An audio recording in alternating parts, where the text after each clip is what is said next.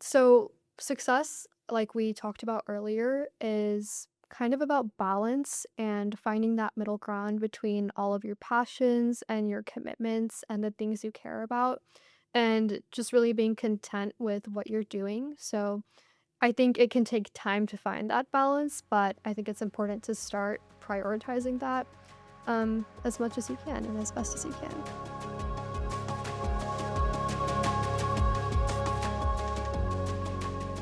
Hello, and welcome to The Perch, where we highlight authentic voices, expert insights, and meaningful conversation. The Perch brings the Kincaid School's mission to life through stories of education, leadership, and community. Let's get started.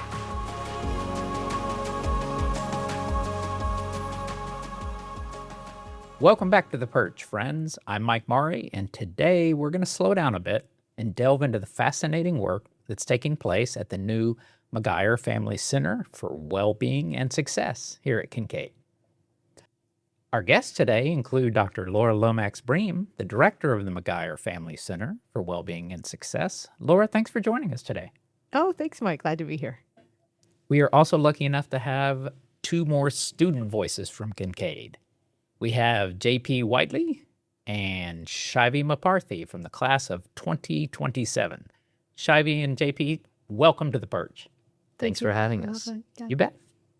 So, Laura, for the listeners who don't know the story behind the center, why don't you take us back to what really brought this initiative to life when we started a few years back? Well, I remember when Jonathan first talked to me about kind of his vision for the Center for Wellbeing and Success and what he was hoping to accomplish with it. We were talking about there are many different things for well-being that Kincaid was doing from pre-K to 12. And first of all, they weren't all connected and joining together. Like sometimes we have a great work happening in lower school, pieces that we're doing in middle and upper school. And what he really wanted, his central vision, was to be able to articulate to a parent, here's how we teach, say, writing or math from pre-K to 12. And here's how we begin to develop skills in history or other academic areas from pre-K to 12. And he wanted to be able to say that about well-being as well. From pre-K to 12, here's what we're doing. And here's how we build from one to the next to build this cohesive underpinning of supporting student well-being the whole time they're at Kincaid and preparing them for the world beyond Kincaid. Sounds wonderful. So let's pivot over to JP and Shivy. How did y'all get involved in the center, and maybe what roles do you play in some of the activities that take place when it comes to wellness and success? Yeah, so I joined SWAB as a freshman. So this was before it was like an official committee. So it was just like a group of students at the time, and we had just come together because we were passionate about well-being in our community. And so it officially became SWAB, which stands for the Student Wellbeing Advisory Board. And since then, it's grown into a large organization on campus, and so many students and faculty and people are involved, and it's been really great. So I arrived Kincaid during my freshman year, and I came from another school. And I just thought it was really cool how Kincaid incorporated these sort of boards full of students that are leading things that they want to talk about. And I thought it was especially cool that they're doing something about wellness because sometimes that's not brought up. And I think it's important to talk about. And it really resonated with me. So I'm curious, why do we not talk about wellness as much as we should, certainly in schools? Shivy, any ideas? I think wellness can sometimes be a topic that people feel like they need to deal with themselves, that they can't talk to others about. I think it's maybe like kind of taboo. And so that's why I think, especially in schools and high achieving academic environments, people always feel like they need to be their best and doing their best all the time. But I think that's something really great that we do here at Kincaid is taking the time to talk about well-being, and like looking past just academics and extracurriculars and all the other stuff that students have to do. I think sometimes too, we take well-being for granted. We just assume kids have that under control, or that's your problem. You should be able to figure that out. as if it's like breathing and everyone should be able to figure out on their own how to achieve well-being, which turns out not to be true. People need some support and guidance to understand how to keep themselves healthy, beyond even just our intuition, right? We need to keep up with research, what's happening for people in general, how are things changing. As the world changes around us, what we need to do to take care of ourselves can change too. So sometimes even what worked for mom and dad isn't working as well for their kids, and sometimes they don't know why because the world has changed since they were younger.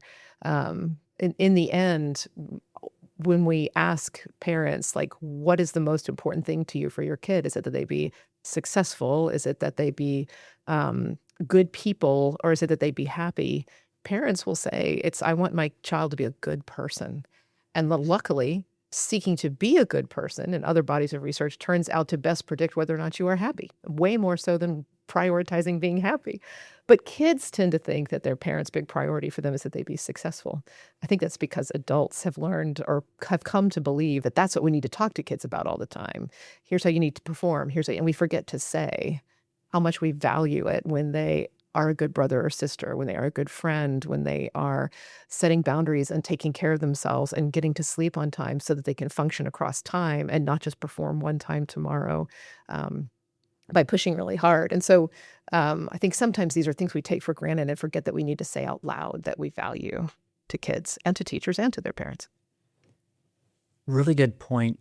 You both mentioned parents, and JP, I want to pivot over to you. Have you seen or experienced either yourself or friends where they felt like talking about or sharing ideas and with others about your own personal wellness is something that may have been, I think Shive called it taboo or something? We're supposed to fix that ourselves. I don't need my parents. I don't need other students. Have you experienced that or seen that?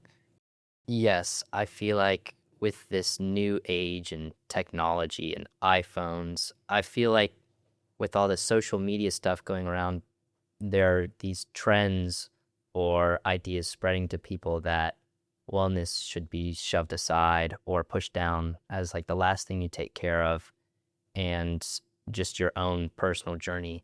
And sometimes that creates this idea that you shouldn't have to talk to anyone about it, or if you feel like maybe I should talk to somebody about it, it becomes a little scary or adds a lot of anxiety to someone. So that could end up affecting them by having them not talk to their parents. And I feel like in general, talking to your parents is a little difficult about things that you may see on social media because they grew up in a different age. A fair point, and probably pretty accurate, at least for the host, for sure. Shavi, do you see the same thing and maybe some of the same challenges in connecting? Yeah, I think that in the new social media age, it can be really easy to get caught up in a lot of the things you see online that may not always be true. And it can be hard for parents to understand that as well. Yeah, I think, well, I did want to say also, I think things on social media can be made to look like everything should come fast. It should be easy. You should look good while you're doing it. That all of those things should just be super fluid and easy and natural. And I think one of the most common misperception students can have that get in their way the most is that they can feel like asking for help is a sign of weakness. Asking for guidance means you don't already know what you're doing, and that's some kind of problem, which seems absurd since, of course, the reason we have school is so that you can learn. And one of the best ways to do that is to learn who to talk to and who to go to for help and counsel. So that might be a teacher when you're trying to figure out how to solve a math problem. It might be a counselor when you're trying to figure out how to solve conflict with a friend or an emotional regulation problem. And learning who those people are and how to use those resources in your life is a vital part of well-being, even for adults, let alone kids. So within our Center for Wellbeing and Success, could you maybe touch on a couple of the programs or some of the initiatives that do what you just said and make some resources available? Well, we do have programming for that. So and we have that at again, pre-K to 12. So in the lower school, every morning, teachers are having opening morning meetings with their students, reading stories and talking about how the characters in the stories are navigating all kinds of different issues and well-being, belonging, identity. And the kids in lower school, of course, are more less inhibited. And so they will ask all kinds of questions, share how this relates to them or doesn't. The counselor has a meeting with every class once a month where they come in, where Haley comes in and reads a story, and does a similar then she leads the kids through a lesson where they see how that applies to them. They do the Mind Up curriculum, so they're learning about mindfulness in the school day in a regular way. And we have pieces of that in the 5th and 6th grade A&E class, academic enrichment class. And of course, another class in 7th grade, human development. In 8th grade, there's the well-being class. And then in 9th grade, we have decisions for healthy learning, living and leadership. And that's a combination of the leadership component of CLEF and the Center for Wellbeing and Success. So we bring them together in that class in that way. We also have a community group rotation for our Center for Wellbeing and Success. And we just started bringing SWAB into that conversation where our student board weighs in on what do we think students need to hear, what's going on right now that you think they need to hear at this point in the year, but also like in terms of what's going on in the community right now. So this year the students picked stress, overload, and perfectionism to talk about in that rotation. And we had panels of students that volunteered to speak, each one to a grade at least 1 year younger than themselves, about how they've navigated challenges with overload and time management and the pull towards perfectionism, kind of how to push back against that and keep yourself in a healthy mindset. And then they chose to do another panel on healthy eating and having a healthy body image that we did just a month or so ago. Shivy, how does that feel to know that you get some input and direction on the programs and the information that we are going to share with our students? It's not just top down. It sounds like having a voice is something that's core and essential to the topics we choose. Yeah, it's really great. I think that's something that makes SWAB very unique is that we can actually give our input into some of the things that our peers are hearing during assemblies and community group rotations and panels. So this past semester, we did a panel about stress and anxiety. So I know JP was a part of that. So he could probably speak more to that. And then we also did the eating disorder panel this semester as well. And so these were topics that members of SWAB were passionate about and wanted their peers to hear more about. So it was really nice to get involved in that way and help plan these initiatives. I think it's important that the students are picking these topics, but I also think it's very important that the other students that, let's say, aren't on SWAB know that these are student chosen concepts. And it helps because these students that are hearing about these things aren't just like, oh, here we go again. It's another thing picked by administration or something that they have to talk about. But no, it's something that these students that are our peers, our friends, are choosing to talk about because they feel that it's important for everybody. And it creates a sense of community, I think, and belonging. And hey, I might be struggling with this. Other people might be too, because I'm hearing it. So it's not just me. And it helps people kind of come forward in a way and talk about it more. That is powerful when you may feel like you're alone and you find out you're not.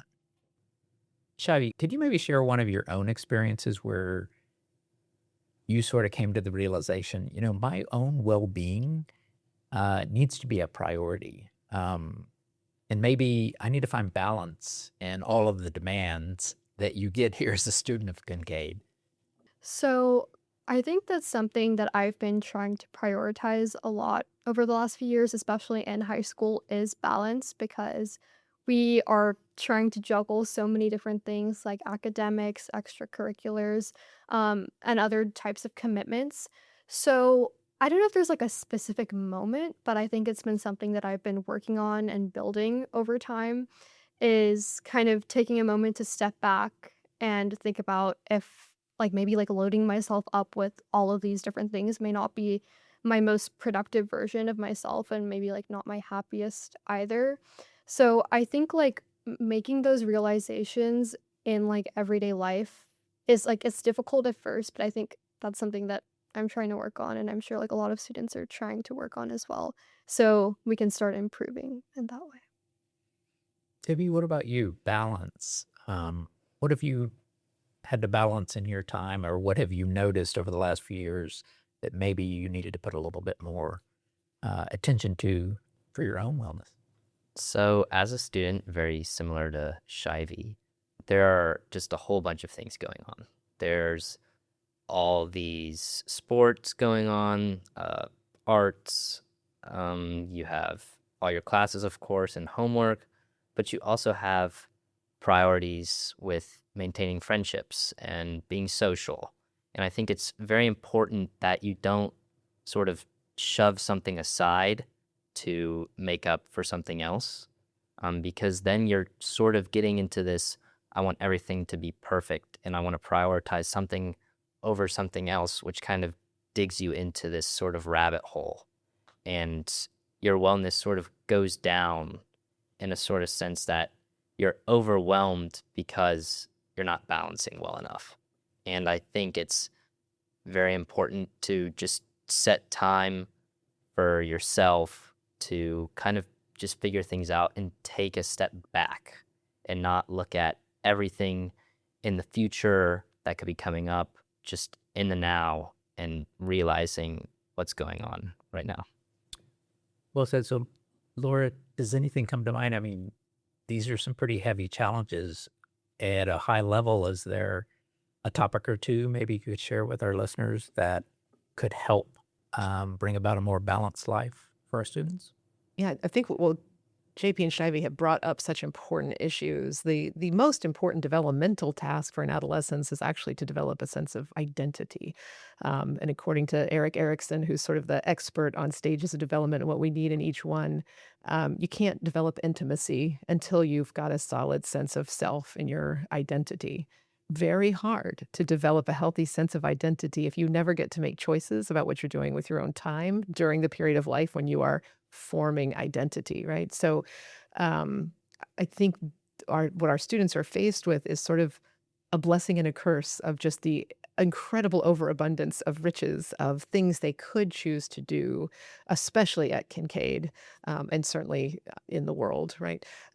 So there is this balance between it's also a great time to try all these things so you can figure out who you are and what you're good at. And how do you do that without becoming so overstructured that you never have time to decide, like at this moment, what I really want to do is listen to my favorite song or check in with my best friend or go tell my mom about what made my day today so hard and what I think might help make it better tomorrow. You want to be able to do all of those things. Social interactions with peers are an incredibly important part of this stage of life. And so how are you going to do all those things and get enough sleep? We know that you won't be able to be successful in your classroom if you're not getting enough sleep, given the powerful impact of sleep deprivation on cognition, memory, and learning. So we've known for a long time that if you don't get good sleep after learning something new, you cannot transition your memories from short into long-term memory.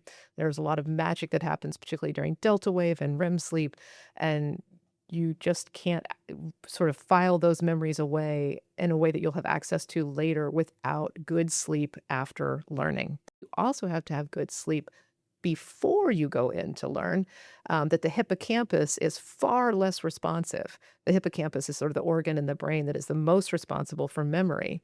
And so we know that there's about a 70% drop in memory in people that have pulled an all-nighter, that have come in with no sleep at all.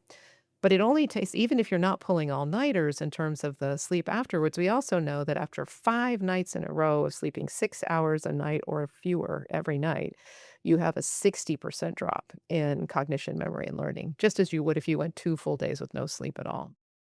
Um, so, Shivey or JP, take us into the last segment about success, really the payoff, in my view, of focusing on well-being. What does success look like for a student at Kincaid, for you or your friends? I definitely think that wellness and success are 100% in correlation with each other. I do not believe you can be successful if you're not sort of happy with yourself and the things that are going on in your life and how you're doing, I believe that you have to have this sort of positive feeling towards your actions and how you're doing.